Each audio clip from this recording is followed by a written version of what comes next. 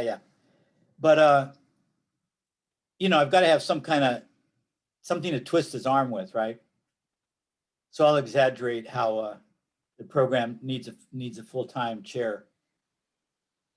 They have a. I'll just talk about this because we're waiting for the others.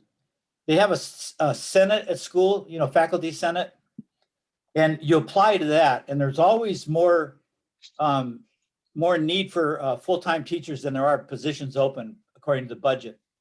So you have to apply, and you have this big competitive thing, and everybody comes into the Senate and makes their case for their program. And I've done it 3 or 4 times over the years with no luck. They don't like CTE for some reason. And but after the Senate, whatever they decide, it goes to the deans, and they can change what they decided. And then it goes to the president, and he can change what they decide, what the deans decided. So I figure I'm just going to bypass all of that and go to the president and say, look, this is the story, you know, get us a full-time next year. So that's what I do with my retirement, is I try to keep this thing going.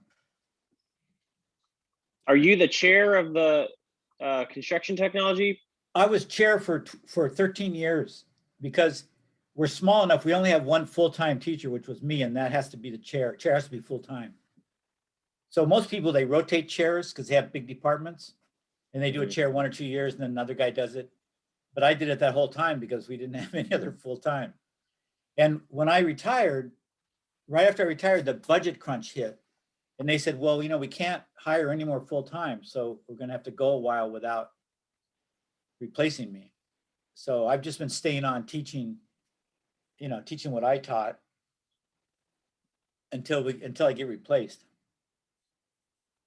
But at some point, I really will want to retire. I keep telling, you know, my dean and my president. I think my dean kind of used me. He knew I would do this, so he kind of, you know. It looks like at one point you guys offered a lot more construction technology courses.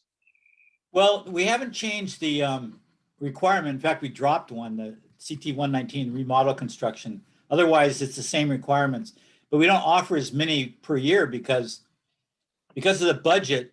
They only allowed us to do three classes a semester, and we normally did 4 or 5. So we've doubled up on summer where we could, and then we've just extended the time it takes for you guys to take these classes, which is not good, but you know, we're kind of in a crisis mode still with the. Is it 10 classes for the certificate? I think it's 10 classes. Yeah, and that's for the certificate, and or you could tie it in with an associate's of science, right? Yes. If gotcha. A lot of guys do that. They realize that it's not so hard, it's not so bad taking college classes, and they just say, well, I'll just take the whatever else, you know, social science and math and that, which are harder classes, but still, you know, I think everybody can do it in my classes. And so a lot of guys do that. I remember you said at one point that these classes can go towards credit towards a general contractor's license. Was that true? Yes, that's true. And it changes all the time, the requirements for that license. So I'm never quite up on it. Jim's more up on it, and John probably is up on it more too because he's about to get his license. So John, what in your memory, what's the what do we get for the? So for the certificate, that's not the AS, that's the certificate for doing the 10 classes or so. It counts as 1.5 years of experience towards your contractor's license. Wow. So it's actually more than a bachelor's degree would get you. That's pretty awesome. Yeah, it's great. So I mean, that's the right away, that's a real practical reason to complete this program. Not to mention all the lovely skills and knowledge you'll have. Oh yeah. and being entertained by clowns like Rodney and me, and well, especially Rodney. He's very entertaining. Yeah, so it's a good deal. And then, you know, so I'll give this pitch now, and because I always give it. Always more school is better than less school. And, you know, you don't even need school. I mean, you don't even need anything. I've known some master contractors, master carpenters who've had no schooling, barely elementary school, and they were really great carpenters. So there's not really a correlation, but we live in a society that values degrees. So the more degrees you get, the more schooling, usually your pay will go up some. So in that, if you can stand it and afford to go to school, it always pays off in the long run. But you got to balance it. What's that? You get a little tax refund, I learned this year. Really? Well, yeah. Yeah, I didn't realize you can file a 1098-T through the city college, and you can get reimbursed for, I mean, it's not really much, but you can get reimbursed for some book expenses and your tuition expenses. Oh, I didn't know that. That's really great. Thanks for It wasn't that. much for me. I think I got like $75 this year, but yeah. I mean, that's basically the price of the carpentry book. Yeah, or a couple of cases of beer. Yeah, there you go. Whatever way you want to look at it. Yeah, no, that's great. Well, yeah, I mean, you know, unfortunately, a lot of the students we have in this program aren't right out of high school. But if you were in Santa Barbara and you were just getting out of high school and you came here, you could get that free tuition on that, whatever that program's called. And at some point, and it'll also be too late for a lot of you, except those of you who are starting. Some of you are just have taken a couple classes. They may even make community college free. They're headed that way. You know, who knows when it's going to happen.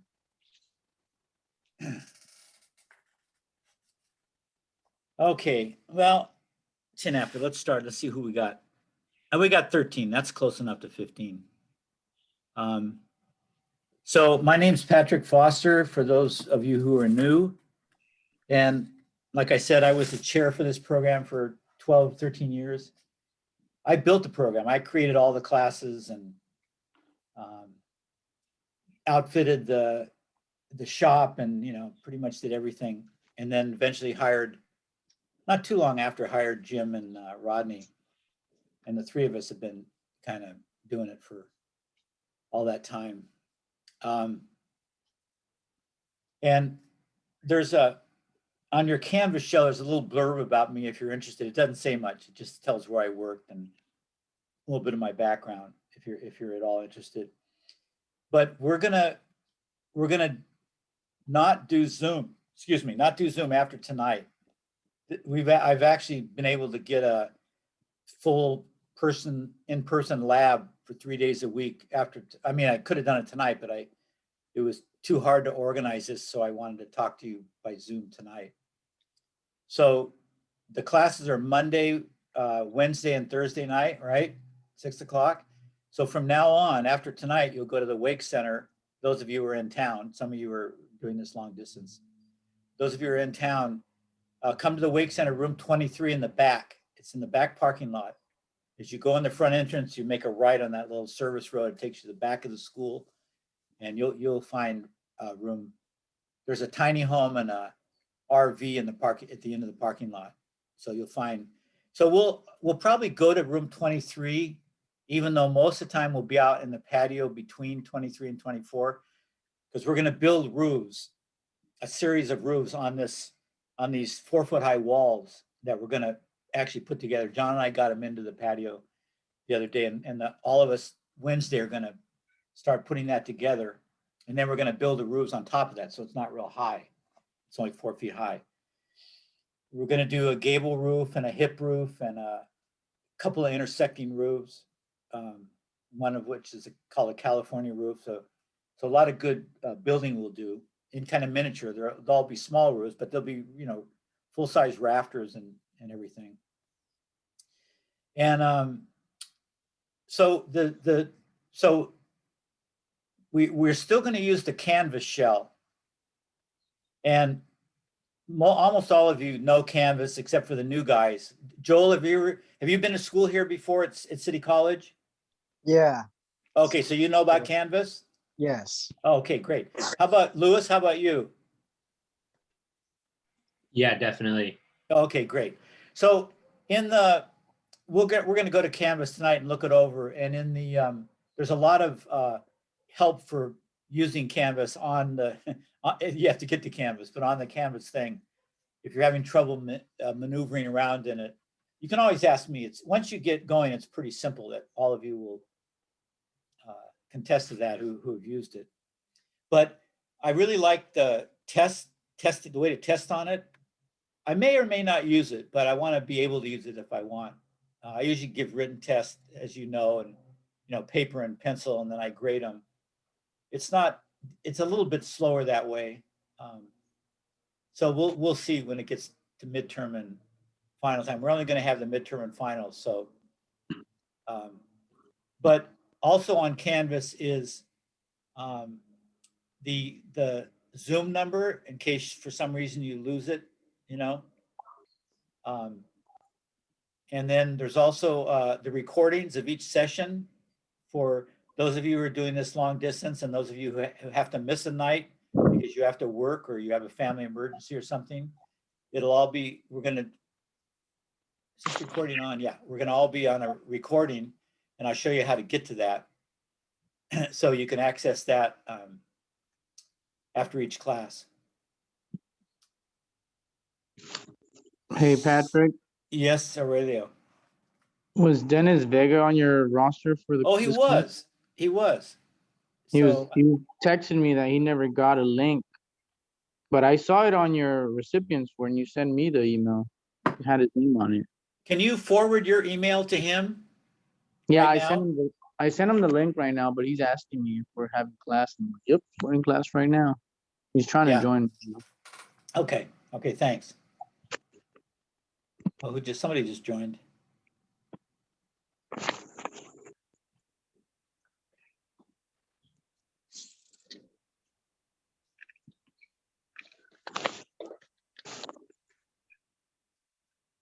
Carla Ray should be joining too. I don't know where she is. I sent her the link also. Oh, well, okay. So the other thing, so we're going to use Canvas. Also, for the first, you guys are required to get a book for this class, a textbook. And it's Modern Carpentry. It's on the syllabus, which we're going to go over. And the syllabus is in the Canvas. Also, Wednesday, I'll have paper syllabi for you. And it'll have the sequence of classes, so you have it both in Canvas and on paper. But tonight we'll go over it on Canvas. And that has the link in case you lose it for this Zoom, which we won't be Zooming, so you actually won't need that link probably, unless something happens and I for some reason we have to do this. But I intend on having all the classes at school. So that brings up the other point, and that is the pandemic protocols for coming to class in person. So a lot of you had Rodney and Jim's class they didn't do it in spring, but I think was it fall, John, that they did yeah. So the school has,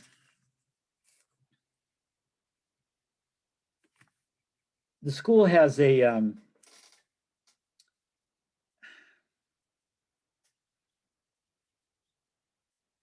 John, I took all those notes and I don't know where I took them.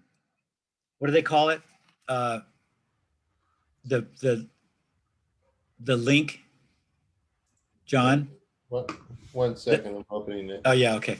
So I was thinking you would all get it right before the class. And it's a little survey that the school takes. Do you remember doing that in other classes?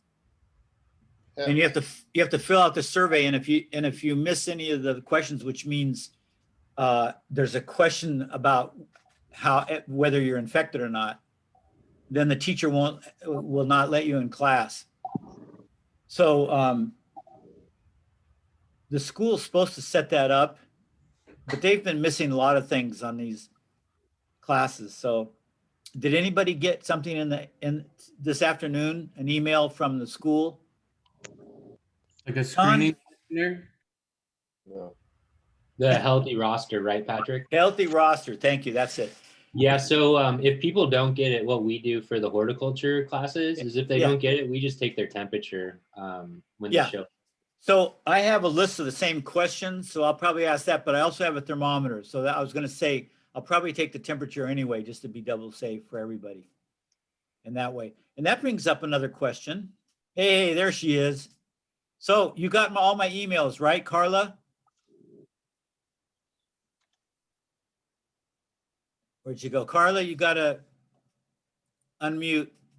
Hello? Yeah, Carla? Yes. Hello? Yeah, can you hear me? Yeah, I can hear you, man. Okay. So did you get all my emails? I believe so. You guys, I gotta take 2 minutes and deal with Carla here. The last one said that if you could, where'd she go? She keeps switching around. If you, well, it's too late now.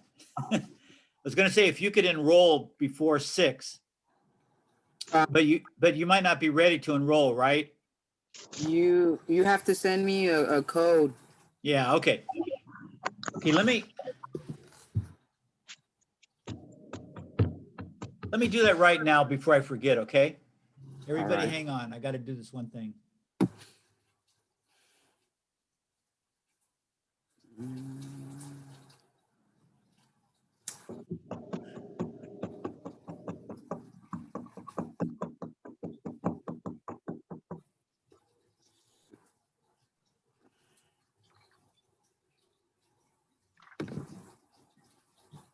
Since I had a cap on this class and it was full, I didn't bother to print out the ad code list. Wouldn't you know it?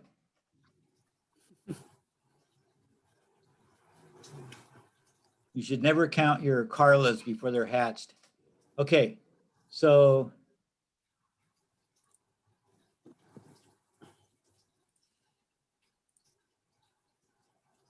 Carla, can you hear me? Yeah. Okay, I'm going to give you a code. Ready? You got a pencil? Un momento. Give it to me. Oh shit.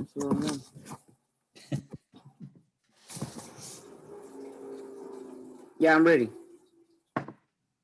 Okay, the code is 6, P as in Patrick, K as in Carla, V as in Victor, G as in Gothic, 5. 6PKVG5. 6PKVG5. All right, I got it. Okay, great. All right, super.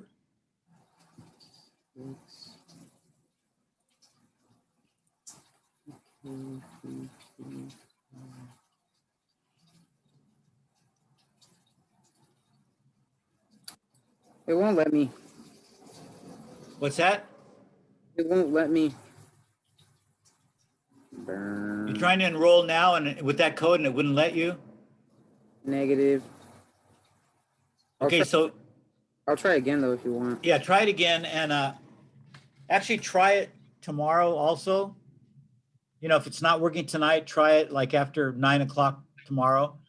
And then Okay. when you, either way, if you get it or don't get it, email me or call me and I'll check with scheduling and ask them what the hell's going on. Hey, Dennis. Hey, Patrick, how are you? I'm good, thanks. Are you doing good? Yeah. Okay. So Carla, you got that? Yeah, I'll do it right now, and then if it doesn't go through, I'll do it again tomorrow. Yeah, we'll get you in. So I went to school today to set up. John, are you there? I'm here. I went to school today to set up the Zoom in the room 23, and it worked like a charm. I got into Zoom. I experimented with the best camera angles, so it's all set up for Wednesday. Do you want to do the camera work? Yeah, I'll do it. Because mostly, I mean, when it's inside, it's just going to be in a fixed position. And if you get tired of doing it or you don't want to do it, we'll pawn it off on somebody else. But at least you can start us. I'll just give it to Alec. He doesn't mind. Oh yeah, okay. And then yeah, so we'll often start in room 23 because I can take your temperature and do the pandemic stuff. And often I'll have some explanation to do on the board before we go out and execute stuff. You know, we have to talk about design a rafter before we can actually design it and go out and cut them. So we'll be going back and forth. So often we'll start in the classroom for half an hour and then we'll move out and work on the building outside. So everybody come to room 23 Wednesday at 6 o'clock and do your, if the school, if you have a link to that, what's it called again, Louis? Healthy roster. Healthy roster. I could write that down probably. Usually they send you, because they have a list of everybody in every class. That Yeah, they doesn't send it to you anything. every day, I think. Yeah, so they'll send that every day. So forget it on Tuesday and Friday, but Monday, Wednesday, and Thursday, you'll get it. Is it usually right before class? I think it's I think it's in the morning. Okay, so it'll be that day. So look for it. And it's probably the same time every day. So once you figure out where it is, hit it at that time and do that just to be on the safe side, because they're asking us to do it. So we should do it. And then I'll also just do the forehead thermometer because we've got one of those at school. And then we'll be all set. I got the class spread out so we're all 6 feet apart.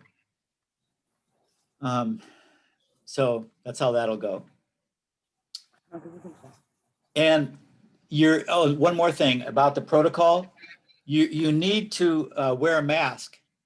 Now I've got a box of masks in class, but bring your own if you can. If you already have masks, bring a mask because I can't. Well, I'll let you in because I'll give you a mask, but we're not supposed to let anybody in without a mask yet. Still, probably fall that'll stop, but we're not quite there yet. So we have to wear a mask, and we have to, and outside in the patio where we're working, we have to wear a mask, and we have to try to keep 6 feet apart. The classroom will be easy. Building the roofs, it'll be less easy, but we'll do it. So let me ask you a question. How many of you here, and raise your hand because I can see all your hands. How many of you here have been vaccinated? Anybody? 1, 2, 3. Oh, yeah. Okay, great. Half of us. So I would, unless you have religious or political reasons, and I would still get it with those, but if those are really strong in your family, then you have to do what you do. But if you have no good reason, I would definitely try to get a vaccine as quickly as you can. Because, the original myth for the first year was young people don't get that hurt by it. Sometimes it's even asymptomatic. You don't get symptoms, but that's all changed. The newer variants are whacking young people hard, killing young people. So that's no longer true that young people are immune from getting really sick or dying. So you should find out. You can just go on the internet and look for COVID shots in Santa Barbara or wherever you live, and get on board with that. They're free, so there's no reason not to do it, and everybody else will be healthier. Okay. I think that's it for all the business stuff. Hey, Patrick, I have a couple questions. Yeah, sure. Shoot. So I haven't taken, this is my first CT class. I do have some, hands-on experience. Yeah. I'm just wondering how about, will I be hindered by not having taken like CT110? No. We have a sequence of these classes in mind, but we learned right away that there aren't that many people wanting to be carpenters in Santa Barbara. And if we stuck to that sequence, we'd never fill the classes. So after the first year, we abandoned that. So on our website, we say, we suggest having some experience. Like this is a harder class than the beginning classes. But if you've worked at all, and I know you've done hardscape and a lot of stuff, you'll be fine. If you've worked at all in any kind of thing, you'll be fine. And even if this is your first class and you've done nothing, it may be challenging, but you'll do fine. We grade. I don't believe in grades at all, but the university, I'm not at the university. I used to teach at UCSB. The college requires grades. They require minimum 2 tests. So I give 2 tests, a midterm and a final. And I prep you for it, as all of you know that have taken me. I prep you for it the class before I tell you what's going to be on the final, and then you take the final. So it's pretty hard to flunk this class, even if you've had no background in building up till now. And if you're sinking and having a hard time, let me know and we'll figure out ways to bring you back. Like if you get the text, I shouldn't say if, when you get the text, because the text is required.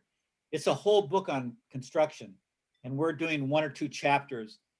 One thing you could do if you haven't had any building experiences, you could just sort of look over the chapters before the roof framing, which is foundation, floor framing, wall framing, and ceiling framing. And the book's mostly pictures, so it's real simple. So you could familiarize yourself with that, you know, in the first few weeks, and you'd be partly caught up. Is Yeah, is great that question. the same is that the same textbook that's required for the other classes too? Yeah, we use it in about 5 classes, Okay. and it's on the. I'll show you in a pic in writing when we get to the syllabus, but it's modern carpentry. So here's the thing about books. Let's talk about that because that's part of what we got to talk about tonight. The Amazon often has they used to over the years. They go back and forth, and I don't know why that is. You know, nobody can fathom what happens at Amazon. But it used to be they'd always have plenty of used books, and you could just go there and get them for the cheapest price you could find. In the last few years, it hasn't always been the case. They run out of books, and sometimes Barnes and Noble, which is also mail order, has them. So you should try those.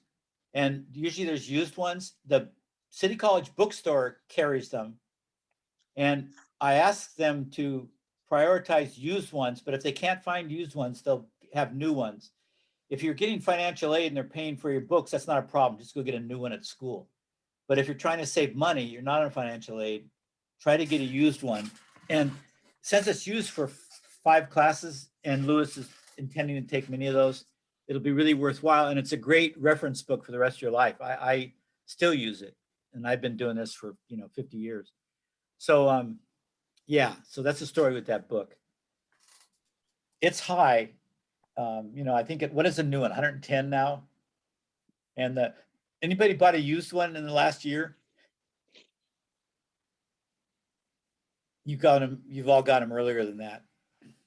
Used ones are quite a bit less. So see if you can locate those. So try Amazon and Barnes and Noble. Also the books, this just in general, it's a good thing to know. We're so used to Amazon now, we just go there for everything. But sometimes publishers, the company that actually publishes the book, sometimes they'll sell copies and they'll be the same price or on rare occasions, even cheaper than Amazon or the bookstore. So you might check out whoever publishes.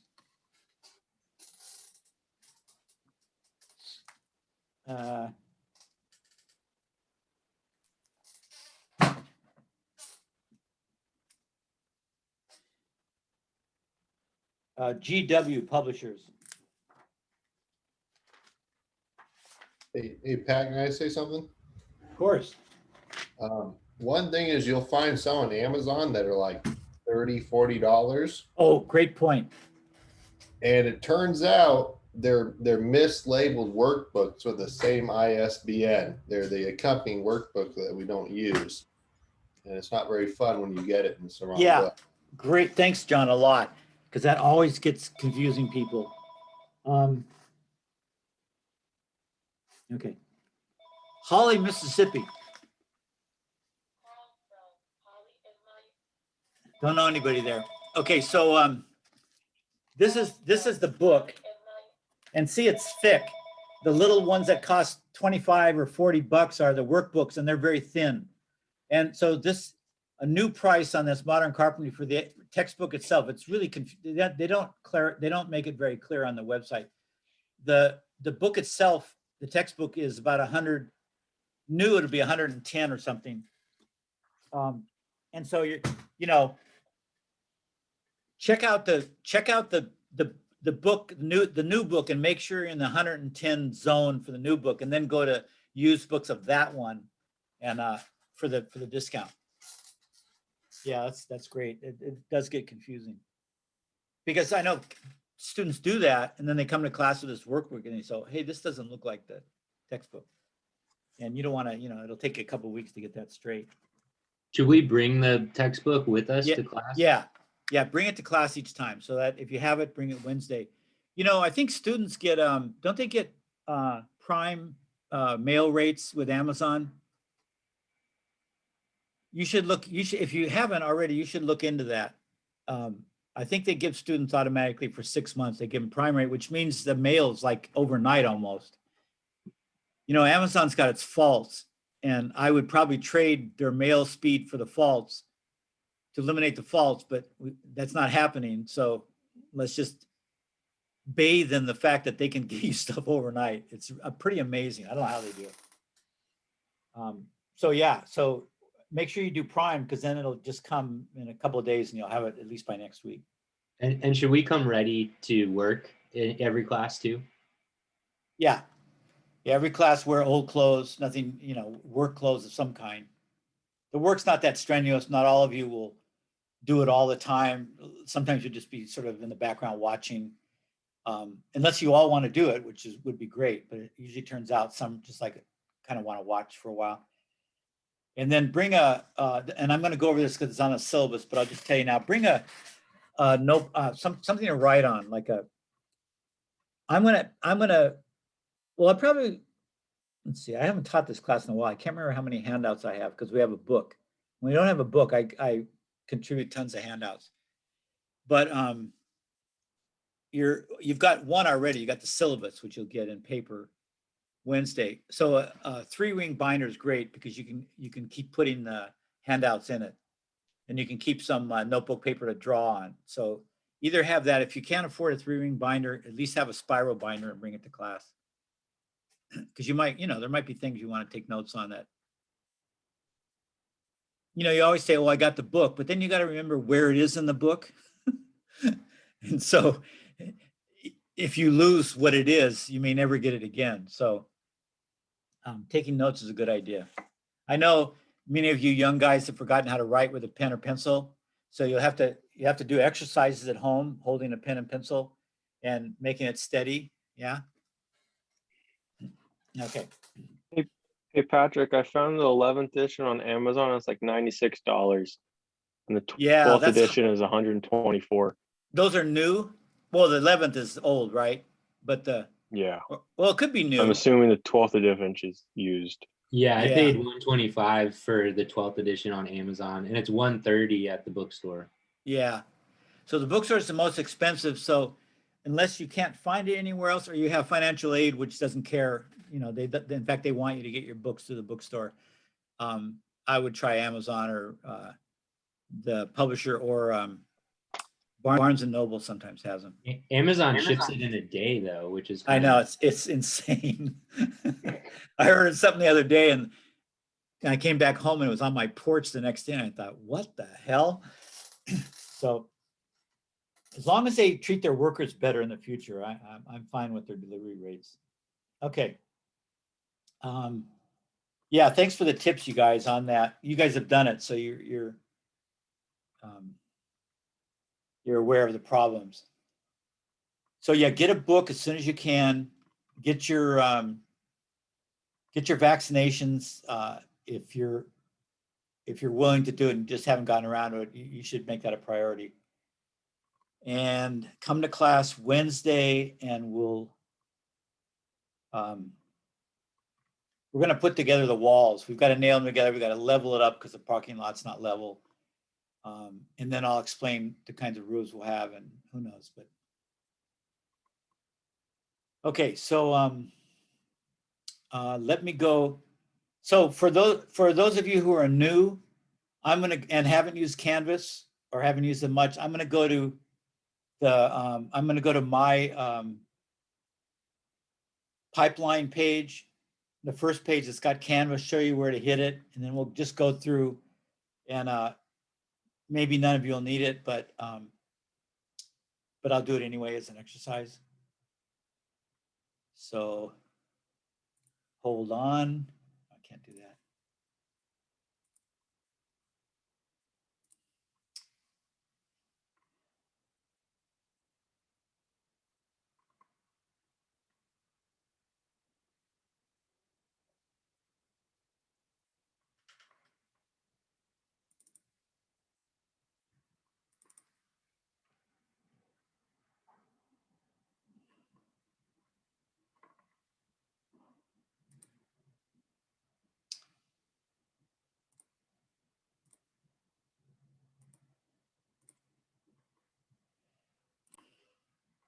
Okay, can everybody see the pipeline page? Yes. Yeah. So, okay, I'm gonna make a rule. I learned last semester. You guys need to have your, unless you have a noisy background, which is okay. If your family's in there and you gotta talk to them or you're eating or something, but try to keep your, or at least respond quickly, because there's always a giant lag when I ask if everybody can see this. And I don't want that to lag so much. So if you can be live and give me feedback sooner than later, that'd be great. Okay, so all of your pipeline pages should look like this. And let me get rid of this thing here. So you see in the upper right, you see my purple cursor? Yeah. Hold on. Mariko, I fed Pepe, so don't do it yet, okay?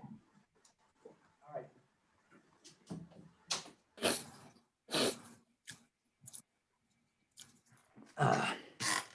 So my purple cursor is going to go to that canvas circle, red circle. You see that? Everybody see that? Yeah. Yes. Okay, great. And then I'll go to the published courses dashboard and they'll have 113, our class. So we'd go onto that. And then you're onto that homepage. But I would, look at this, instructors only, do not publish. I love it.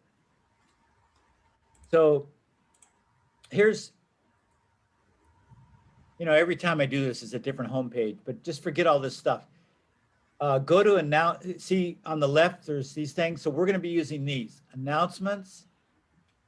We're going to use files. If I want to store something on there, like a handout, I'll put all the handouts on here because I can't give them to the guys that are away out of town. Syllabus, which we'll go over tonight, and then modules. This is like the module page. I don't know what it's doing here, but okay, so announcements. There's nothing there, no announcements, because we haven't recorded this. So each recording we do, I'll make a YouTube out of it and I'll put it right here. So we'll have all 16 or 17 classes on here. So go there to look for it. And then syllabus. Let's go back to modules. So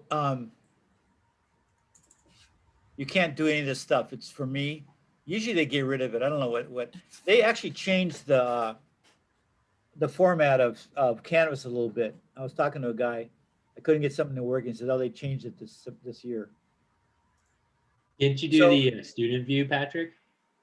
What's that? Isn't there a student view? Can't you There is do? a student view. Do you guys see this instructors only? No, maybe that's it. Yeah, if you click on that top right button that says student view, No, I know I display- can do it, but I don't want to do that. What do you guys see? You see welcome begin here, right? Yes. Okay, so you don't even see that. Okay. So course overview, don't worry about that. Well, we'll go to it. And it'll say see syllabus. So that's going to be, we're going to go through the syllabus in a second. So I didn't want to put it twice. This is the Zoom link. In case you don't know where the Zoom link is, it'll be under course overview. It might be another place. I can't remember. There's something about me. These don't mean anything. Canvas has some support and a student guide if you need any help with it. And then the real module that we'll be using weekly is down here. It's the sequence of the classes. So this will have what the class is about each session. So it's 3 sessions a week. And you'll have a paper syllabus that will parallel this. So it'll be on there too. That one's actually probably easier to use, but if you forget it or lose it, you can always go to your Canvas. Group discussion, I'm not sure what I'm going to do about these. I may have some and assignments, and I may have a journal. I haven't decided yet. But anyway, you'll be able to find out what each class is about. And then we have a holiday somewhere. Where the heck is it? Oh, yeah. May 31st is a holiday. And so and it's also on your paper syllabus. So don't come to school. Don't come to Wake Center that day. And then it has when the, this is 6 weeks, so the midterm should be somewhere in here. I don't know where it is. It's somewhere. But anyway, it has the weeks. There's 6 weeks, and each week's got a Monday, a Wednesday, and a Thursday in it, right? Okay, so this has final exam, and then it's got the final prep before it. Midterm, I may not be on there yet. I don't know. We're not near it anyway. Okay, so that's modules. And then go to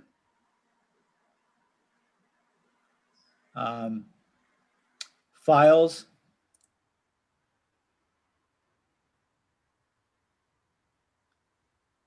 Now, I couldn't get rid of these files. You know, I used the class before as a template for this. That's how you do it. But, and then you have to just erase the stuff from the class before. But look at all the files I had for the class before. There's no way, and you can only erase one at a time. At least that's all I can figure out. There's no way I'm going to sit here and do that. So what I did is I coded the ones for our class. They're going to be 1A, 113 dash, whichever handout it is. It'll go 1, 2, 3, 4, 5. The reason is 1A will come before 1C down here. That's another class. So you might note that only the files that have 1A, 113 pertain to our class. So, and they'll always be at the top. Everybody got that? Yep. So if I go to this first one, oh my God, here's the paper syllabus. So we can go through this and then we'll just look briefly at the syllabus on Canvas. Actually, I think it's the same thing. I think I just cut and pasted it. So you're going to get these 4 pages Wednesday when you come, okay? So let's go through it real quick. Summer 1, 2021, Monday, Wednesday, Thursday, 6-9 Wake Center, room 23. That's me. That's my cell if you need to get a hold of me. The Detective Modern Carpentry by Wagner and Smith, 11th or 12th edition. It's a pain in the ass to have to do both, but some people got their books a while back, and so they have the 11th. I don't want them to buy a new one, so we're going to do that for a while. Bring a 3-ring binder with blank white paper and pencil and pen, or pen, each class. So this is an intermediate level class on rough framing skills with an emphasis on roof framing. See, here's where it says, Lewis, designed for continuing students who have taken 110 and for carpenters with some experience, but don't worry about that. Okay. Course objectives. Safety will be an ongoing part of this class. Something about roofs, not just how to make them, but types of roofs and their various components. And then we'll lay out rafters and figure common rafter lengths. And then we'll do hip rafters, and they have little jack rafters. And I'll show you a picture of all that in a second. And then the gable roof's the simple triangular roof. We'll do that. We'll do a hip roof. We'll do intersecting roofs. We'll talk about and apply fascia. We'll do overhangs. That's what these are. We'll sheathe, probably not paper, but we'll sheathe a little bit. We'll use the tools that are used in roof framing. We'll talk a little bit about how you can parlay even your classroom background of roof framing to some good places. Okay, make any attempt not to miss class always. This is attendance counts toward your grade. That's illegal. I forgot to take it out. They told us one year we can't grade you on that. It's against the law. So what every teacher does is they say participation in class is worth something. So if you're not there, you don't participate. So the same thing.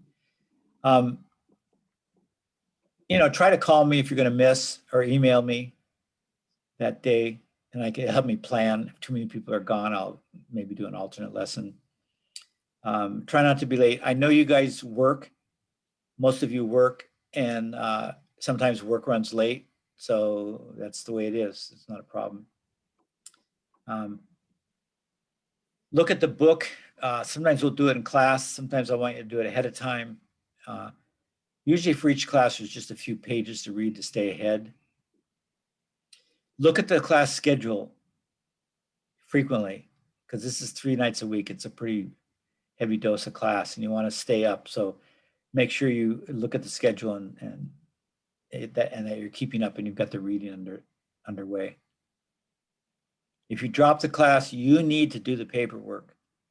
So many people drop and I just think they're away for a while and then it gets messy. So I want you to do it if for some reason you have to drop. My expectations of you are to participate, ask questions, express opinions, be involved. Some of you may know more about something. Probably not, because I've done this for a long time, but you may know more recent ways of doing things easily. So then you can share that with me in the class. So your participation may be just asking questions. If you don't have a lot of background in construction, you're not going to be able to contribute, bounce ideas back and forth, but you will be able to ask questions. So make sure you do that. The journal, I don't know yet. I've got to think about that. I mostly, since this is such an intense class, 6 weeks, 3 sessions a week, I don't want to, bog you down with a lot of stuff. So I have to think about what the load's going to be before I add any of these things. I'll try to get to class at 5:30 each day. And if you need to talk to me about something, you can always come early, like at 5:30. And there may be several people there. Some people come early because they get off of work and they just hang out. And if you want a more private discussion with me about an issue, we'll just arrange an office visit, and we'll just do that separately. Okay. Don't worry about these. And then if you have a disability of some kind and you want to let me know, I know one of you's already given me a plan. And most of the plans, which is like the one I just got, is for extra time for tests. And I always give a lot of time for tests anyway. I give the whole class period, which is 3 hours on test day. So that usually accommodates. But if a person can't finish in that time, then we'll work out something where you have more time to finish. But any extra things you need, I don't think we have any deaf students this time. I had a deaf student last semester, and it took quite a bit of arrangement of services, but usually people's disabilities are not that severe and difficult to accommodate. Okay, schedule.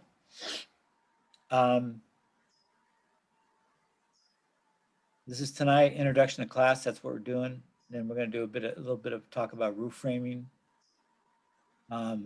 You haven't had a chance to read this, so I've made some slides from the book. Wednesday, we're going to finish the walls, put them together.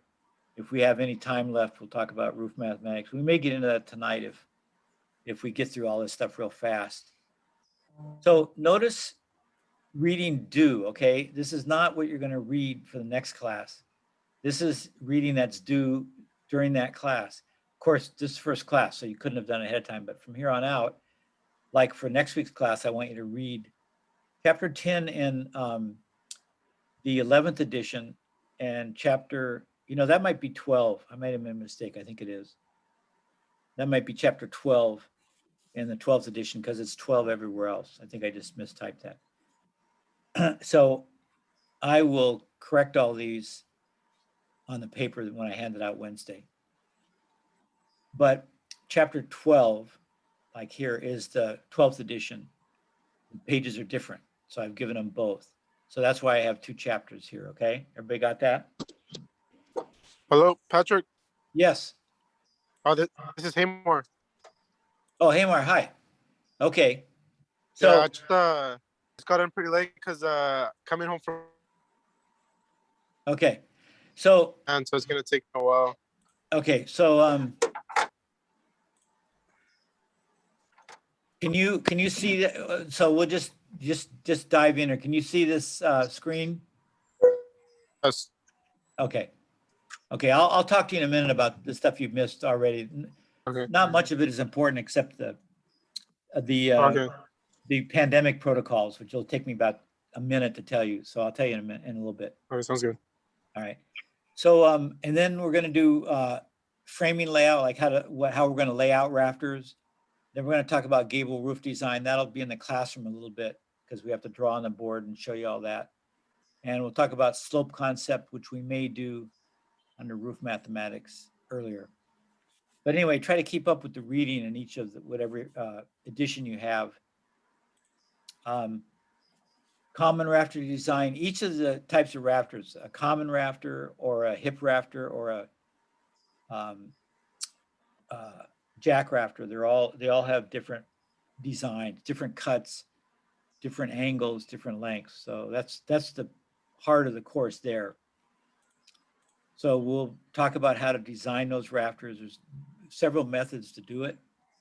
We'll go over each of those, and then we'll actually cut our first rafter, and we'll put the ridge up and we'll test the rafter. And if it fits okay, then we'll cut 4 of them to hold the roof up. And then throughout, same thing. Remember, this is a holiday here, May 31st. And then we have the midterm prep. Then we have the midterm.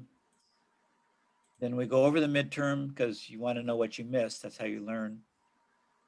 Then we'll start intersecting roofs where 2 roofs come together. That's where you have valleys. And there's different ways of doing that. The California roof is the quick and dirty way that we developed here in California. It works great. In the older places, they often frame the roofs together, which is more work. We'll look at blueprints one of these days. We'll get a bunch of prints out and we'll look at roof framing plans and roof plans, both. Then cornice is under the overhang, there's a bunch of finish work.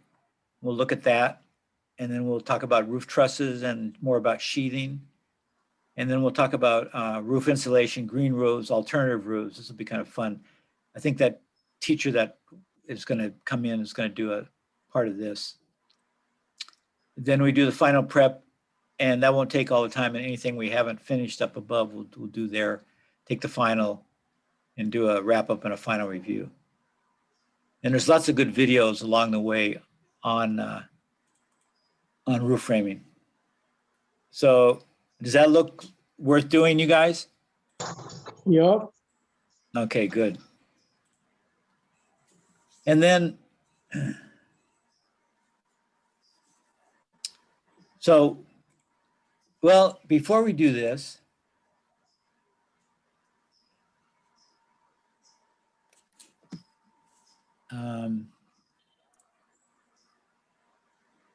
let me go to Canvas again. I'll show you the syllabus on Canvas so you can get it there too. So, hey, Mar.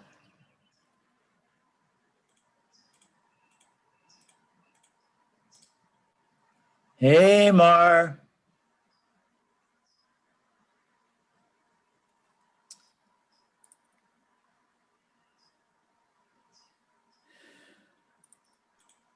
Gotta love Zoom.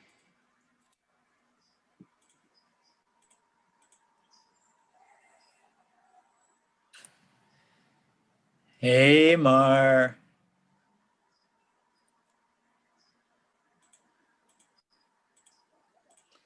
Boy, I really hope half of you become teachers. So this brings up a note. I'll give Hamar 30 seconds to come back. I find today that the whole world's breaking down, not only politically and pandemically, but people are doing half-assed jobs a lot, and systems that accomplish things for us are not working very well. And nobody else seems to notice, but I've been noticing a lot of breakdown. Everything I do, whether it's in school or my association or with the government, takes about 10 times as long as it used to. Things don't work. They get your files mixed up. So don't contribute to it, you guys. It's really important. You know, that's how societies break down. I'm not kidding. It's not just wars. We're not going to have a war over here. I hope not. But we're going to break down from inside, which we're already starting to do. But one of the things that happens is people just give up and don't do a good job, and everything's sloppy. And I'm not a perfectionist by personality at all. I mean, I do good work in various places, but I don't have that kind of obsessive personality. But I have noticed in the last few years that things are breaking down. Don't be a part of that. Do the best job on everything. So when Hamar comes in late, come in and stay there late. Don't come in, say you're late and go away. It's not okay. When Carla doesn't communicate fast enough and it makes me have to do all this extra work. Whoa. Take it easy. Carla, are you gonna contest that with me? No, I'm just kidding. Just testing the mic. Oh, okay. So, yeah, so these things, I mean, everybody has problems. Carla's problem's legitimate, but everybody needs to communicate with me that they're having problems. Then that makes me not work so hard. I go, okay, I can wait till that gets resolved by someone else, wait to hear from that. But if I don't hear that, then I start working on the problem. And I've got 15 in class, that's potentially 15 problems. I don't have time in my life to do that. And I'm a pretty easygoing guy, but I start getting ugly and mean when all my time's taken up by bullshit, okay? So, hey, Mar. So I want Ben D and Dylan Mitchell and Carla to start their, your whatchamacallits, your videos up, okay? What? Why? You know, some teachers Rodney requires it, I think, right? Yeah, guys, be careful. Patrick has a reputation. Ronnie would kick you out of the class if you don't have your video on. Yeah, so, okay, so it's really a good thing because my policy is you get what you put into a class. And I don't really give a shit. If you want to shine on a class and just get the certificate to you're not going to get your contractor's license because you're not going to know anything because you didn't go to class. But, if you want to do it that way, that's fine. I'm not really going to form a value judgment on that, but it's,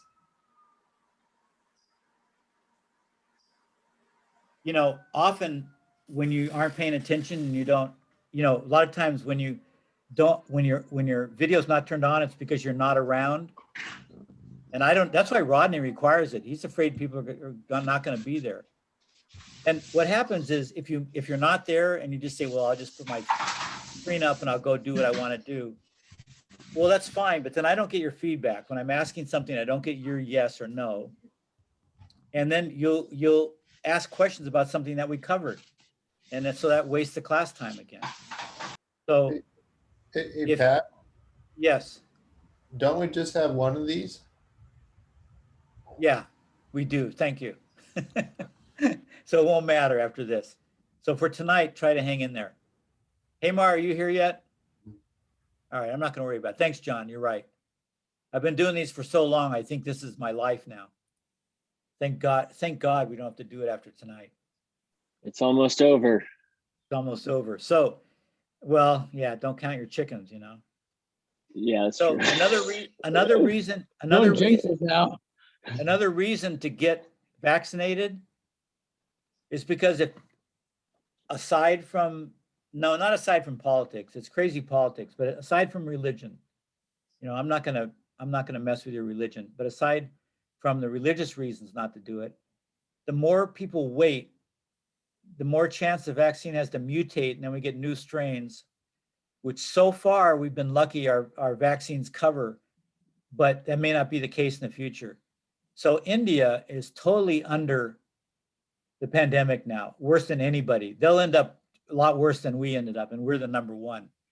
And in that time that they are taking to get it under control, they're going to have a lot more variants. And you know, there's a lot of Indian families in America that go back and forth. That's going to come here and come everywhere. We're never going to get rid of this damn pandemic unless everybody gets vaccinated or enough people get vaccinated. So it's important to do it, okay? It's not as critical here as most of the rest of the world right now. But, okay, so, did Hamar come back? I don't see him.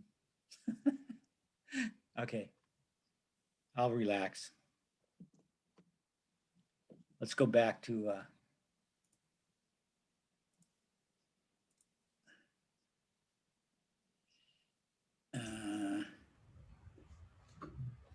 You also promised us some stair framing this summer too. okay, great. Yeah, we'll be there. We'll have our tools out. Absolutely. We've got, there's time. There's a little bit of fluff in this class. Ken, no, I probably haven't. Yeah, thanks for reminding me, John. It's good. I'm good on my word. Okay, let's resume. You know, Rodney, during the summer, you got in trouble by demanding people to be on video and to be on time. It created a whole brouhaha, so I don't want to do that. Okay, roof types. Okay, just a little general background context about roofs.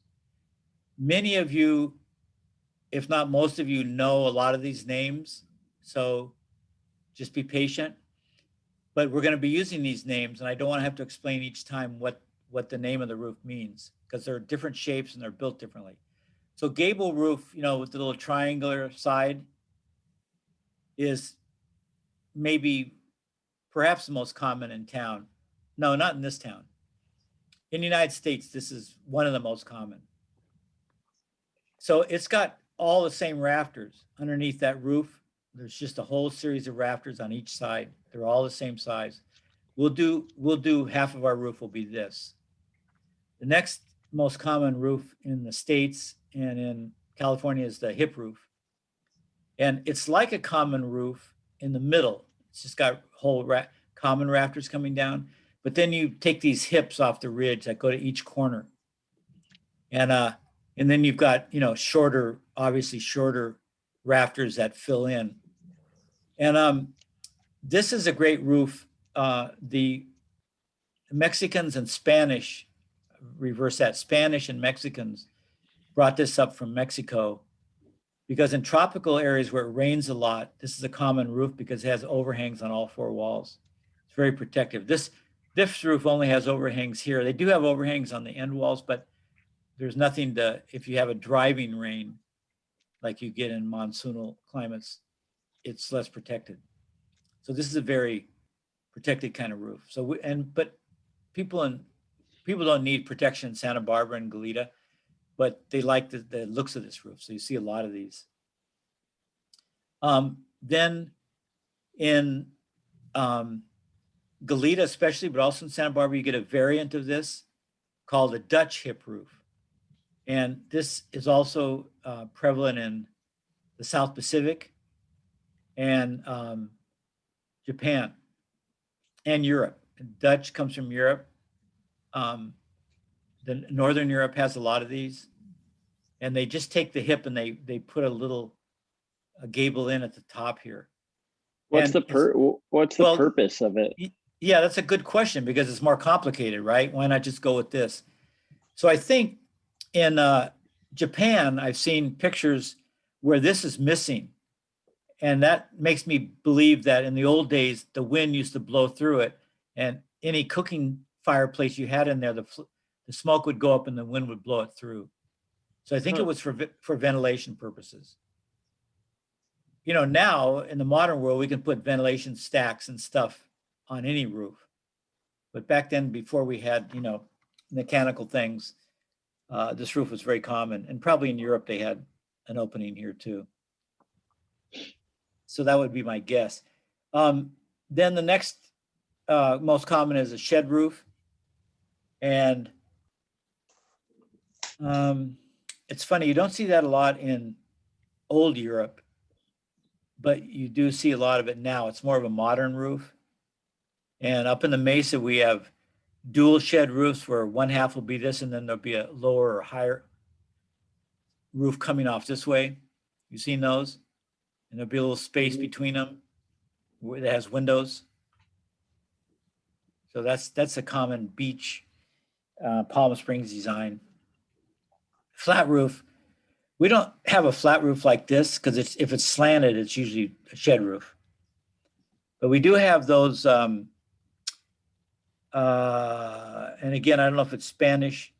You guys know the difference between Spanish and Mexican in California? Yeah. Yeah, sort of. So the Spanish from Spain settled South America, right? And Central and Mexico. And then Mexico had a revolution, right? And became Mexico. So it's the same people, but when they started coming up to United States, when originally they came up, they were Spanish, and people call them Spanish. We had a Spanish-American War, and that was before they were Mexican nationals. So if you go to New Mexico, I don't know if any of you have been in New Mexico, but in New Mexico, they call themselves Spanish, not Mexican, just because they were settled before Mexico became a country, and they're proud of being that old. So I'll refer to both. So the Spanish came up first and brought the architecture of that time, and then later on, when they had the revolution, they brought architectural motifs from a little later. So there's a building that comes, I don't know if it's actually from Mexico or from Texas and New Mexico, but you've seen it. It's got the flat roof, but it's got little walls, parapet walls. It's usually stucco here because it mimics adobe. And then you can go on the roof's behind those walls. You seen those? Yeah. Yeah, they're around. And so that is a flat roof, although it also tips a little bit. But the parapet walls are level, so it looks like a flat roof. Then this gambrel, that's like a barn house roof. And, you know, people actually build houses like that in modern times because it's a quaint look. They want to think that they're still part of the farming world or whatever. I don't know. And then the mansard roof is French. Mansard's a French word. And you see these in where the French Canadians came down and settled Louisiana. So you see these in Louisiana and adjacent states because they brought this design with them. And I'm not sure what the purpose of this is. This is a lot of extra building also. I can't see why it would make any difference in terms of shedding rain, why you would have this roof other than this roof or this roof. But I've seen one in town. There's probably a few more.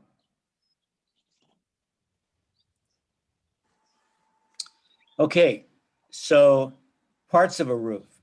So we'll be talking about this all semester long, so you don't need to master it if you don't know all of them yet. But the top of the roof is called a ridge. So if you're pointing to a roof, you can say, look at the ridge, but it's actually a member. It's actually a 2x8 or 10 or 12 that all the rafters come off of on the roof. And we'll have a ridge on our roof because we'll have examples of these different roofs. This is a hip roof here. So it's got hips coming off that ridge.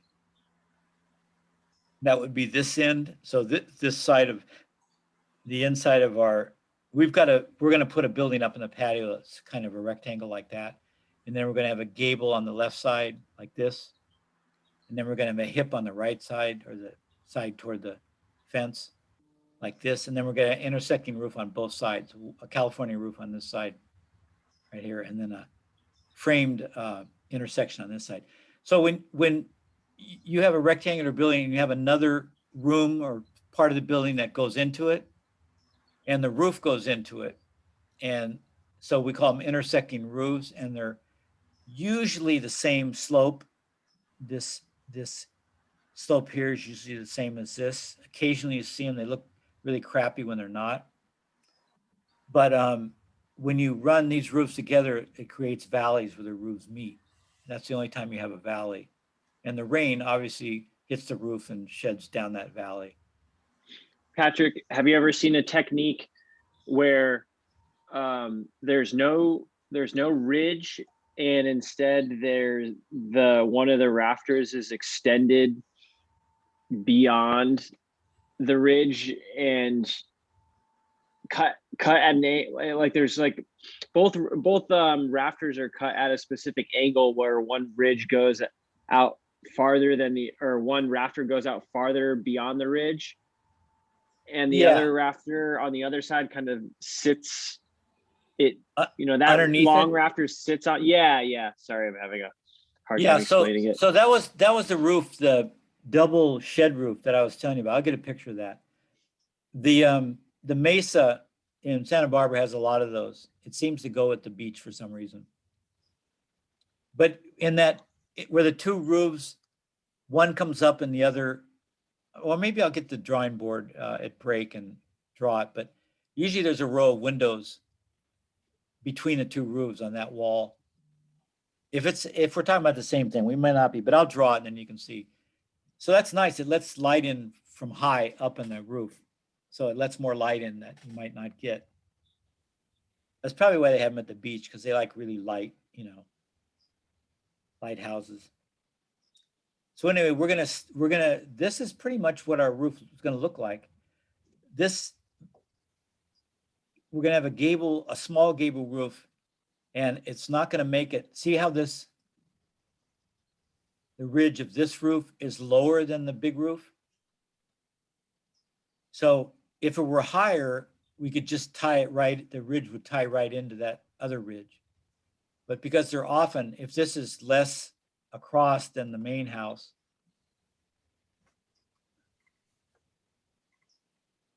then this right here, if this is bigger than this, then it will come down the roof a little bit, this ridge. And then there's nothing to nail it to because it's often underneath this ridge. So then we have to run one of the valleys up to that ridge and the other one up and start the roof partway down. But we'll do this and you'll see how that works. This is typically what common rafters look like, but it's kind of the same for all rafters in some ways. So you have a ridge on top. This is top of your wall, outside wall. So the rafter attaches to the ridge, comes down at an angle, is cut in a little triangle here so it sits tight on that wall. And that cut's called a bird's mouth. And the bird's mouth has a name for each cut, seat cut for the top because it sits on the wall, and a plumb cut for the other side because it's plumb in direction. We'll study all that. And then it has an overhang, and that tail is either cut vertically like this, which is more typical now, or it could be cut square this way. In the past, they've done that. So we'll talk about all this, but this is just an overview. Then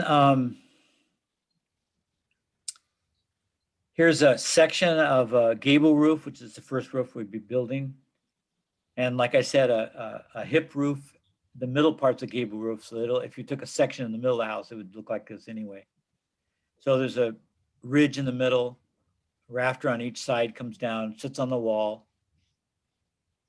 The span, the distance from the outside of the wall, and we're going to go over this a lot because you need to know all this to design the rafter, but just for this original orientation, the span goes from the outside of the wall to the outside of this wall. That's just the distance. It was a 20-foot wall, the span's 20 foot. The run is half of that because it comes up and imaginary line bisects the ridge and comes right down the center of the building. So the run is half of the span. And so the run goes from the outside of the wall to the center of the building. And then we have something called a rise, which goes from the top of that plate, or the even with the top of that plate, and goes up to the, well, it's hard to show where that goes up, and we're going to talk a lot about that, so I'm not going to try to show, but there's actually a triangle right here. It goes to the end of the wall, center of the house, up to a point there where that's where the rise is. And that triangle has the vertical side is called a rise and the bottom side is called a run. And the hypotenuse, the long side, is the actual length of the rafter. So we use that information of triangles and the run and the rise and Pythagorean theorem, this squared plus this squared equals this squared, to find that length of that rafter. That's the main thing we're after, is that length. And we're going to go through that a lot. So this is just the beginning view of that. So any questions so far about this?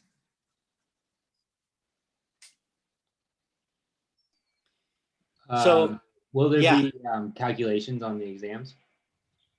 Yeah. Okay. And we'll go through them when we introduce that part of the unit, and then we'll go through them on the prep for the exam.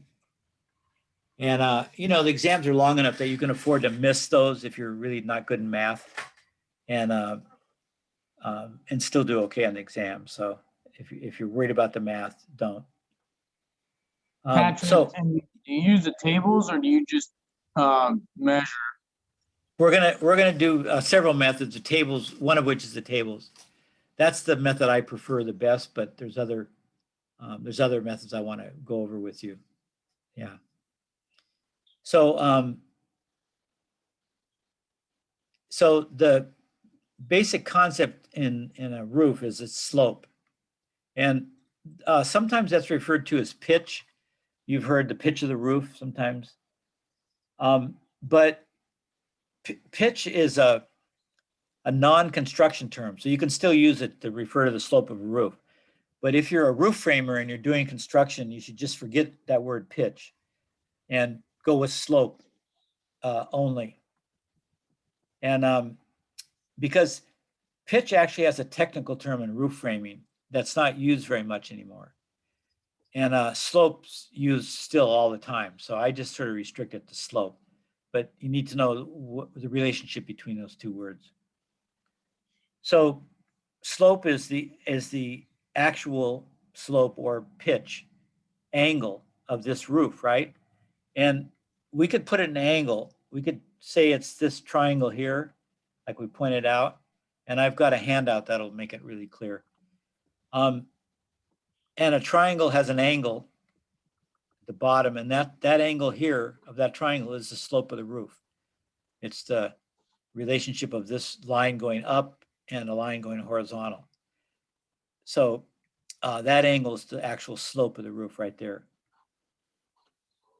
But because you can't use a protractor on a roof, it's too big, we're going to define that angle instead of in degrees. We're going to define it as a relationship of this rise to this run. And we may do that now. Yeah, you guys up for it? Sounds good. What can you say, huh? Let's do it. Let's see. Okay. The more we do in this Zoom, the more we'll be able to build next week. So, but everything so far is clear, right? Yeah. So, Yep. so even though you don't know the details yet, and it may look like a mystery, at least you kind of have the overview down. Okay, so let me, I've got a bunch of slides for, that was going to be for next week or the week after, and we'll just do it now. I say there's no time like the Present. Okay, does everybody have this drawing on their screen? Yeah. Okay, let's not take a break. Let's just go through this. I'll ask for questions. I'll repeat the protocol and the directions, and then we'll go home. Yeah? Cool. Oh, well, if you want to Sounds stay, I didn't hear good. any sures. So if you want to stay, I Sounds can always, good, Patrick. okay. I can always come up with stuff, you know, I'm a There's a teacher. lag right? on my internet. Okay, so I did a series of, actually, when I was applying for this job 15 years ago, I had to do a lesson, and all the deans that were involved and a whole bunch of people watched me give this lesson. I did it on roof framing math. And so I created a bunch of slides, and I've sort of kept them and modified them over the years. So I have them, but they're kind of a graphic, it may help graphically. So I call this triangle, it's half of a gable end roof, a slope triangle, right? Good name for it, right? Because it indicates the slope. So keep that in mind, slope triangle. And we can define the slope in degrees. And incidentally, when you do solar, they want those, they're going to talk about the degrees of the roof and not rise and run, because they use degrees in trying to find out what the angle of the sun, and the sun's given in degrees. So we go back degrees, but that's solar. That's relatively new, and it doesn't have anything to do with roof building. So we've got to define slope without an angle, because we have no way to get a protractor up there. So somewhere along the line, and we don't have any history of a person figuring this out, it's like a lot of things. It just started being used. Probably somebody like you or me working on houses figured out a way that he could talk about it, or maybe educate other people to build a bunch of houses. Say it was in a village and they needed to build 20 more houses. They had to kind of make it uniform, and they had to be able to communicate. So they came up with these ideas, and they're ours now. But the way they look at slope is rise, the short one, the vertical one, over run. So it's like a fraction. It's really a ratio, but a fraction is also a ratio. So also they call it rise to run, and they use a colon, that symbol. So slope's always given as rise to run or rise over run. And the reason we'll use both is because for some, often it's stated this way, but for our calculations, this comes in handy, knowing it's a fraction. Okay, so our roofs are like 412, 312, 412, 512 in Santa Barbara. And I think, I may have forgotten, I think a 412 was like 18 degrees. I'll show you where to find out. In your textbook, there's a great place at the end that has degrees in, they have the rise and run like 412, and then they'll have the degrees also. So let's go to the next slide. So this is just a repeat of that. Yeah. So you can call it A or B, you know, getting algebraic about it, just put in a letter. And so the problem is, if the house isn't 24 feet across, so that half of it's 12 feet, then these numbers would vary, both numbers would vary, right?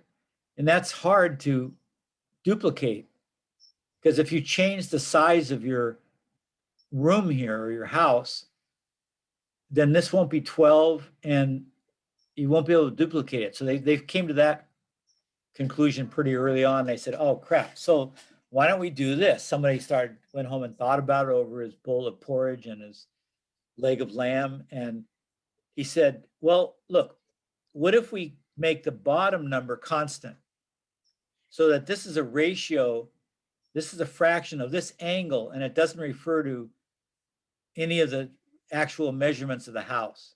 So that made it more abstract and universalized it. Then they could use it anywhere. So since it was in Northern Europe, and they were probably using the foot and inch system by that time, Middle Ages maybe, they said, well, let's call the bottom 12, because we know we work with 12 inches. So the bottom of a slope triangle will always be 12. The run always be 12. And what varies will be this vertical number. And this is the way architects draw it on a set of plans. And we'll look at this later in the course. They'll draw a triangle where this bottom line is parallel to the roof. They'll put it right above the roof on a section or a, those of you who've taken blueprint reading, section or an elevation, because that shows the roof at the sideways. And they'll put this icon there, and it will have the roof slope 3 and 12. So 312, we call this a 312 roof. You may even live in a house that has a 312 roof. So this just shows you since everyone has the same run, which is 12, we call it 12. When you increase the rise, it obviously increases the slope of the roof, right? You can see as this rise goes up, this becomes steeper. So we can use the same run, and then we can just distinguish the slope by the different rises. So when they figured that out, then they said, well, okay, the bottom's 12, and let's make, for the sake of easiness, let's make the numbers whole numbers. So this will always be 12, and this will always be 1, 2, 3, 4, 5, 6, 7, 8, 9, 10 to maybe 24. You can have a 12 and a 24 roof. That's very steep, but A-frames are even more than that. You know, not A-frames. What do they call what do they call up in the Shasta and the snow country? What do they call those? Yeah, A-frames, right? Yeah, A-frames, okay. Yeah, A-frames could be 2412. But so almost always you'll see whole numbers, 312, 612, 2412. They've also introduced recently, I think in the last, I don't know, 50 years, halves. So you could have 3.5 12, 1.5 12, 24.5 12. So there'll always be a whole number or a whole number and a half number, but never anything but a half. Either 3 or 3.5 or 4, but never 3 1/4 or 3 1/8. Never that way, just halves. So that gives you a little bit more flexibility in your slope. Okay, so now notice that this rafter has an angle at the top, right? It's not just squared off. It has to be cut at an angle to hit that ridge vertically. Everybody see that? Yes, we do. Okay, good. And then the bottom where it rests on the wall also has to be cut at a certain angle. It looks like a up and down here because when it's in place, it is horizontal and vertical. But if you're cutting a rafter on a couple of jacks, then you're gonna it's gonna be an angle. It's not gonna look perpendicular. And then this tail, like I said, is usually cut the same as this, same angle, but could be cut square, in which case it'd be easy to cut. You just put your framing square across there. So every slope has a different angle. This angle here will be different. And this angle here and these angles. So the slope determines what angles you'll have there. And I'll show you, when we lay out the rafter, I'll show you how to fix a square so you can do that easily. And then the only other thing you need for a rafter is you need the length of the rafter. So you know the distance from the outside of the wall here to the center of this building, right? Right down the center of the ridge. So with that distance and the slope, you can find this, this length from here to the center of that ridge, and then you subtract a certain amount to get to the outside because the rafter doesn't go into the ridge. So you find the theoretical length, which goes from the center of the ridge down to here, and then you knock off a little bit of that distance. And that's how you measure and get the length of the rafter. We're gonna go into that totally. So remember we called this a slope triangle. And in this case, it's a 312, or I don't know, it's 14 degrees, or I forget what it is.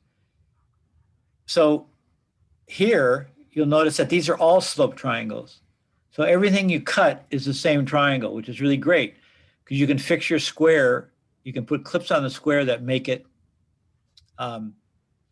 cut this angle and this angle and this angle because they're all the same kind of triangle. They're different sizes of a 312 or whatever that degree is.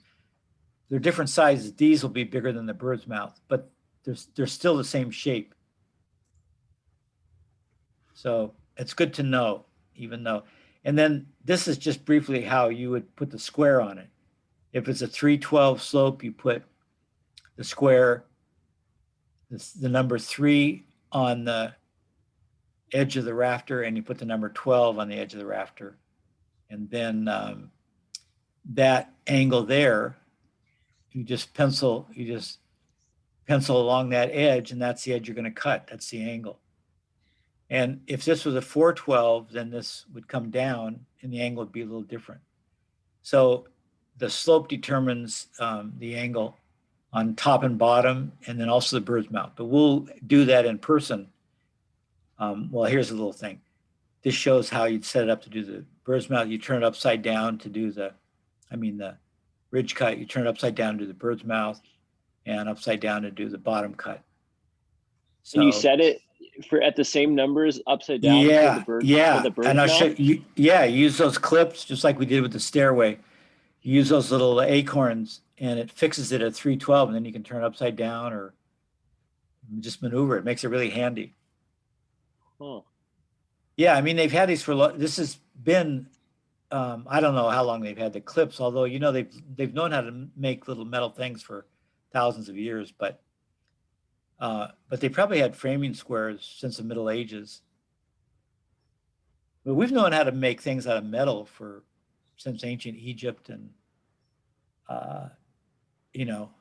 ancient times. So a lot of these ideas go back pretty far, and there's no reason to improve them.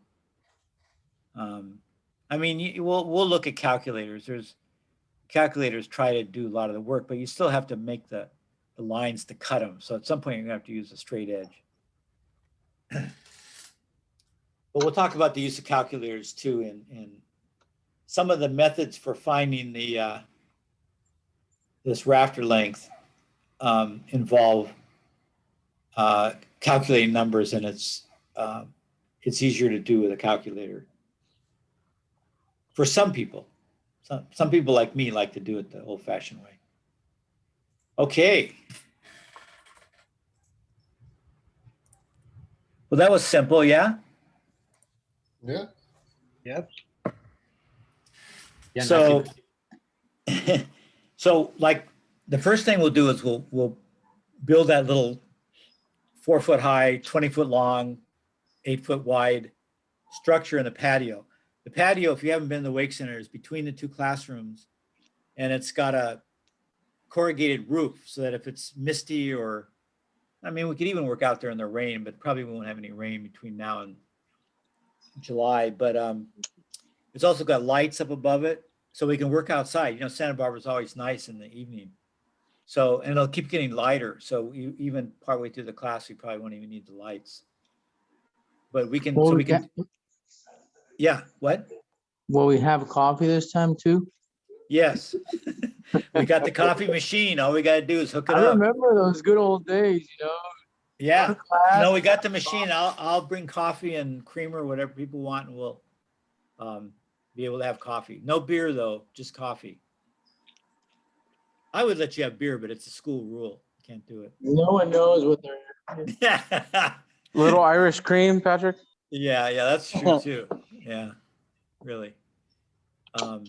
Yeah, so we can work under that that roof. That'll be nice. And so, yeah, so we'll, like next week, it may take us the whole time to get it all level and all set up.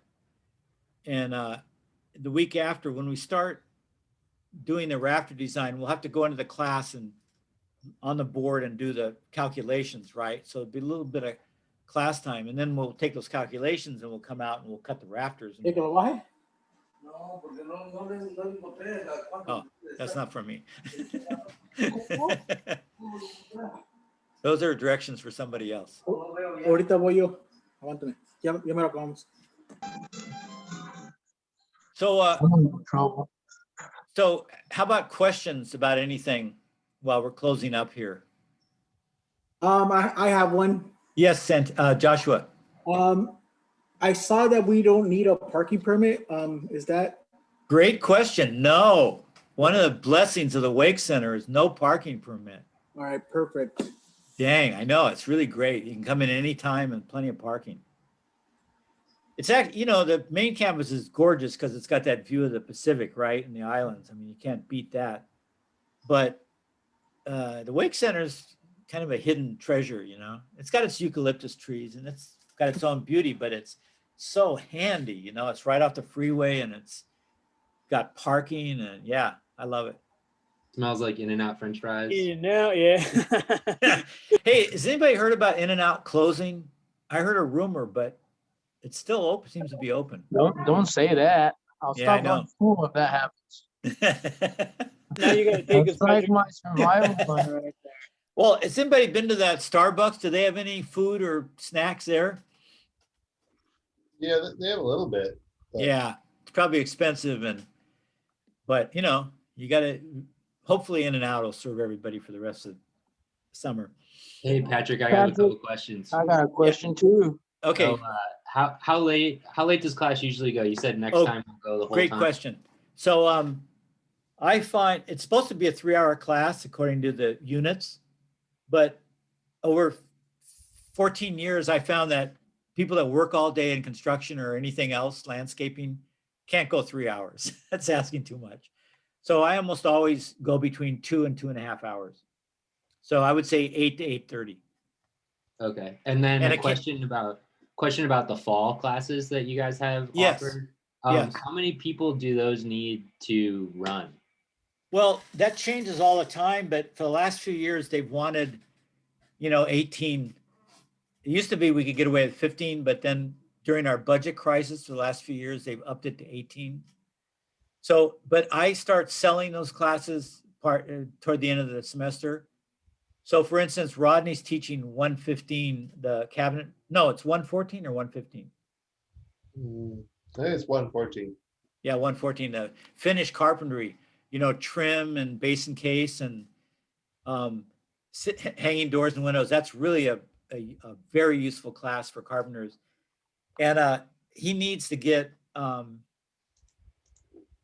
probably the pandemic will still be in there. So he needs to get probably 15 on the summer 2 class. So I'm going to start telling you now and then periodically and toward the end of class, everybody who needs that class or wants to get the certificate. The thing about this program is we've been in a budget crisis. The community colleges have been in a budget crisis for a few years, and the pandemic has made things worse. And so we don't offer the classes in a timely fashion to get people in and out, which we're supposed to, but it's just the way it is. So you're never sure when that class is going to be offered. Often we ask people what class they need to graduate or they need, and then we'll do that class in the next semester. And then the class that would have gone there will have to be pushed back. So it's less certain when each class is going to be offered. So when they're offered, if you're going for the certificate, I would jump on it if you have the time and the money to do that. So summer 2, even though they're 6-week and it's really intense, if you're going to do that 114, I would take the summer 2, and we'll talk more about it as this class goes on. Looks So, like yeah. there's 6 people in there right now. Yeah. Yeah, well, it takes a while. Usually they don't fill up till toward the end. But again, that one, we'll find out. I'll ask Rodney what he wants to put a limit. Probably 15 because he's using the same facilities I am. The shop actually takes, I would not put 15 in the shop. He thinks it might. I mean, we'll do what we have to do, but probably it'll be 15. So usually our classes are open so people can join at the last minute and we don't worry about it. But like this class closed and like Carla barely made it in. We closed it, but she was having some problems with getting her stuff all together. But this is the first time I've closed a class this early. I So mean, is it going to be like that for fall too, where you guys are going to cap no, it? because fall, it'll be totally open. There won't be any online, and we'll Okay. be back to the way it was. Yeah, so fall will be different. Okay. Interesting. Thank you. But yeah, so toward the end of each class, we'll talk about the next semester and the next semester to get you guys oriented, because you'll have questions about, well, what should I take next, or when should I take this? So we'll talk about it along the way. Yeah, those are good questions, because it really pays to, in your mind, be kind of organized what you're going to do. Yeah, I have scholarship, so I need to take a minimum amount of units, and I want to Yeah. take all the CT classes over fall, but right now there's only like 3 or 4 people in them, so I'm kind of Oh yeah, like no, not signed up for all of them just in case. yeah, we'll figure out what makes sense for fall. And you know, we've rarely closed a class in the 13 years. I think we've closed 2 or 3, 4 classes altogether. So we somehow at the last minute, and I beg students to enroll earlier, but for some reason, construction people are that way, and they come in, they crash, and the dean wants to close the class a week ahead of time, which is what they do on main campus. And I say, no, our guys come in late. And I fight that's why I retired. I got tired of fighting the administration for keeping the classes open. Every year I fought, every semester. No dean, last year you've seen this every year, give us the first or second day to close me. He says, well, but then they can't take other classes. I say, they don't want to take other classes. These are guys taking the construction certificate. You know, a few take other classes and they can work that out. But, you know, if you've ever had bosses that don't know anything about what you're actually doing in a company, but they're telling you how to do things, you know how that works? You know more about how to do it than they do, but they're in charge. So it's just a fight we have. All right, well that makes me feel better. So Yeah. you think they're going to run the 3? Oh yeah. Oh yeah. I mean, like I say, we've rarely done it, partly because I fight like hell. I mean, I swear at my dean. I mean, my dean's wanted to kill me many times. We've gotten fights and then we've had to make up. I mean, nobody else treats their deans like I do, because I don't give a shit. I'm so old, I'm ready to retire. So I just speak my mind. And because I was the chair, there's not much they could have done about it. So they get used to me, and you know, various deans take it better than worse, but I really fight for these classes. So, and I'll be around for another year or two. So Good on you, Patrick. yeah. Okay, so let me go over and if you think of a question, ask it, but let me go over the what we're gonna do Wednesday, just to remind you, and for the late people. Hey Mar, are you on? No. No. God. Oh well. It's not that I care that you guys learn this stuff, because it's your life, you know, but it just makes more work for me. Anytime there's a miscommunication or someone doesn't hear something, it ends up being more work. That's all.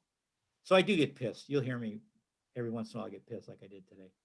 Okay, so we're going to come to Wake Center from now on. You know where to find your syllabus. I don't think I got to it. It's in your, I'm going to give you the paper one we went over today when you come to class. And then there's also one in the syllabus section of your Canvas. It's the same one. We won't need the Zoom thing anymore. Thanks to John reminding me this is the last Zoom class we're having. We're going to be at Wake Center. Go to room 23 in the back. Do that. The school is going to send you every day of summer school. They just send it all 5 days because they don't know what days everybody has. So the Monday, Wednesday, and Thursday, try to fill that. I mean, you're supposed to. It's considered mandatory. That healthy roster. And they'll ask you 4 questions like, do you have a fever or a cough or, you know, whatever. I have them here somewhere. And you say, no, then you pass. And then if it doesn't pass, I think they send a message to me. And then I'm not supposed to let you in. So that'll be true, but be truthful about it. Because we don't want, you know, if you've got a fever or you have any of the symptoms of COVID, you know, I don't want you coming to class because you could infect other people in the class. A lot of us have had vaccines, but they're not 100% foolproof either. We won't get terribly sick, but we could still get the flu. So, you know, don't take a chance on infecting your others. So if you actually have those symptoms, don't come to class. Just tell me. You can look at the video. It's not a big deal. And then I'll give you the forehead temperature as you come in. And if you're really high, feverish high, then I'll tell you to leave and, you know, I'll just tell you to leave and look at the video. Trying to keep each other healthy, okay? So any questions about that setup? Is your cell phone still the same? Same number My and cell everything? phone's the same. Okay. And my email is the same forever. And then so will I just log into the same Zoom link on? Yes, it'll be the Okay. same link. Okay. Well, yeah. And then John and maybe others, if John gets tired, are gonna film. So if it's a crappy film, you know who to blame. It's not me. I'm doing the lesson. John's gonna suck at it. Wow. So, you know, that could be fun. I mean, some of you who are already in the photography or video world and want to pay attention to that or help John out or whatever, relieve John at times, it can be fun. Yeah, he's going to carry, you know, in the classroom, he's got it set in the back, but then he's going to carry it, slide the cart with the laptop on it outside to the patio and hold it in the right place. So this will be interesting. Whoa.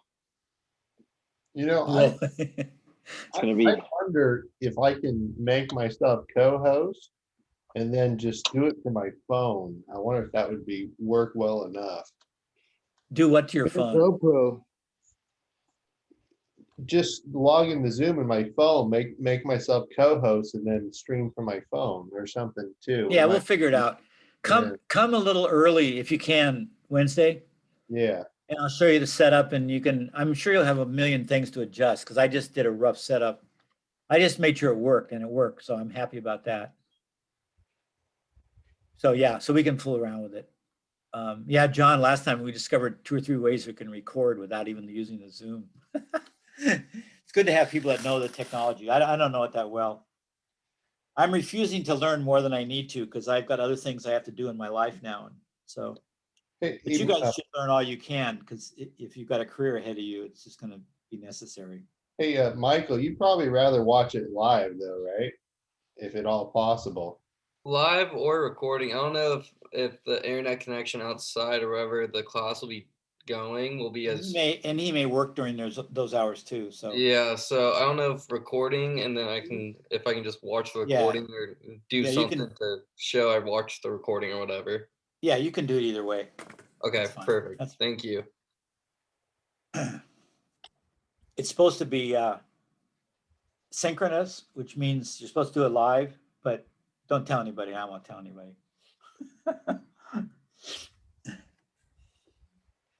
Yeah, they have all these crazy restrictions. So, so Carla knows what she's going to do. The rest of you are, Ben, are you clear about everything?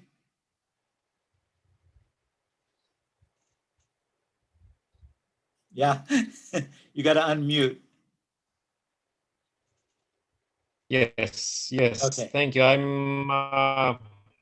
think I'm having troubles with the sort of system here, so that's why I couldn't load up my image or my video when you were requesting some time ago.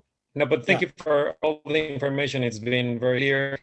I was just thinking if there was anything simple that we should bring to class every day, something like a tape measure or like a pencil or like a square, anything that would speed up the lesson.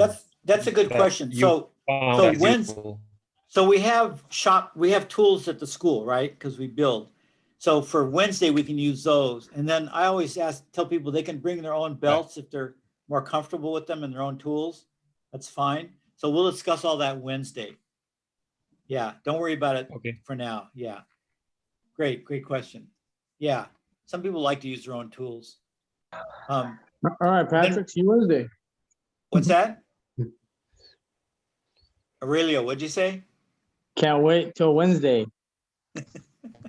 Okay, so if that's it, then we'll go and we'll see you all Wednesday, okay? All right, Sounds good. sounds good. Wear a Sounds mask, good. bring a mask, bring a Thank mask, you. bring a mask All right. Wednesday. See you, Patrick. Safety Okay, glasses. all right. See you all Wednesday. Hey, oh, Good Pat, night. Good night. Pat- non-class, did you talk to your wonderful wife? Oh, about what do we call it? The deck over, I don't know, Yeah, what do you call it? What's that space called? your balcony? Is it a Balcony, balcony? thank you. technically? Thank you. Yeah. It's those simple words I forget. Yeah, balcony.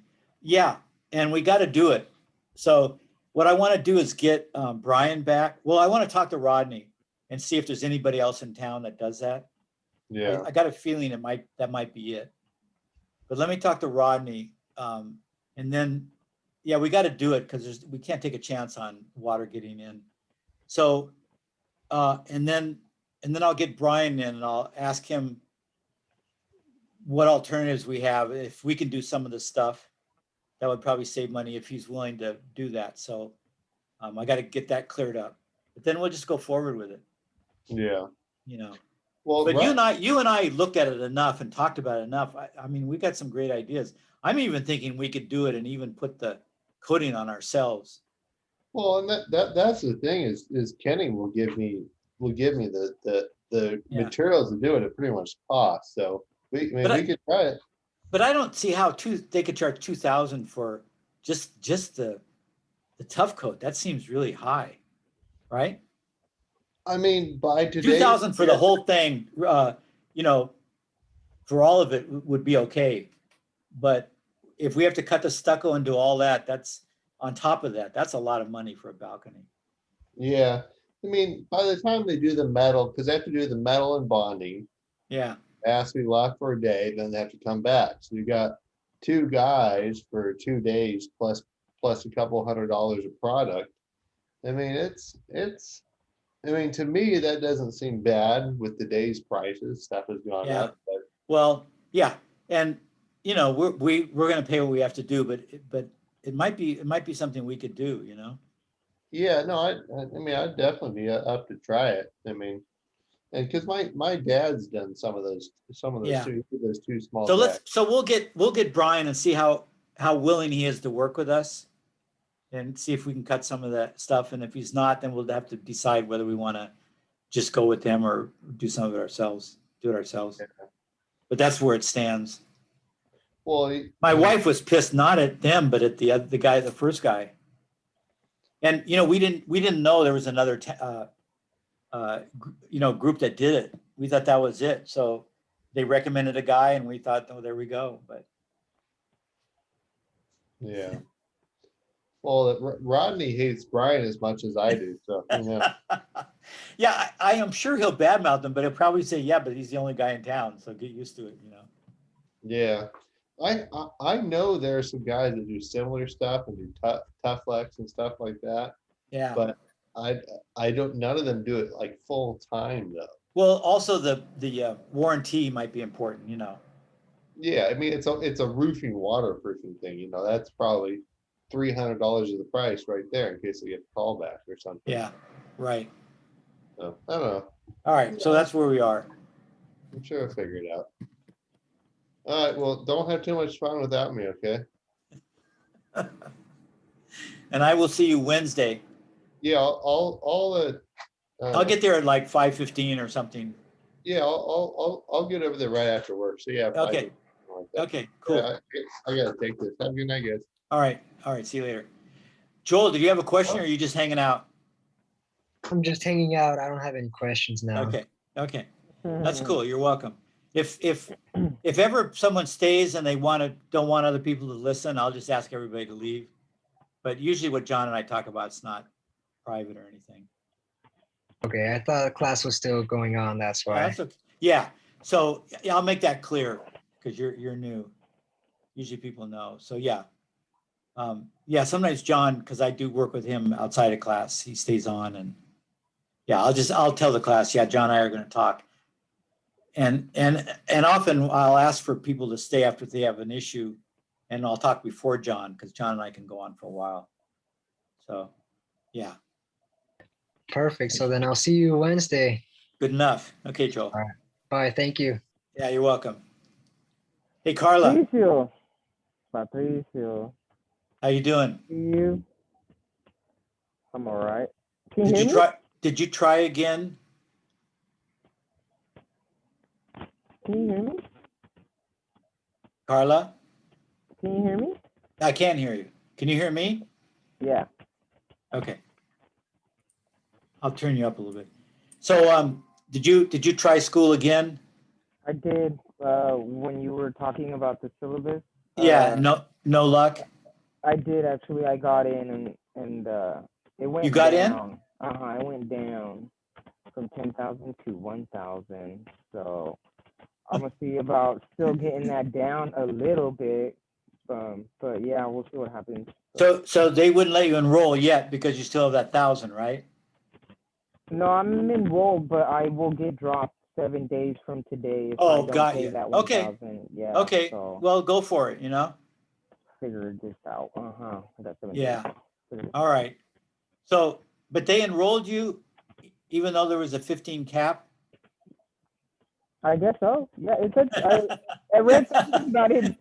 It was like closed, like I couldn't fucking do it, and then I was like, no. But I got. Well, I'll check and see if you're not enrolled.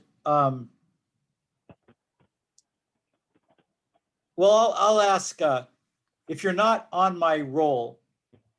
I'll talk to my chair tomorrow and just tell him what's going on so that he knows also. And so that if there's any problem, we'll all know and then we can help you out. Okay. I just tell them important. I couldn't pay the 10,000. Yeah. Wow. So. Yeah, because I don't have a social security. And yeah. So they think I'm rich and I'm not from here and I want to go to school here. But that's not the case. But you can't get. Have you been getting financial aid? Yeah. They make it to where I somehow am a resident, and so then that takes care of the out of resident fee or whatever.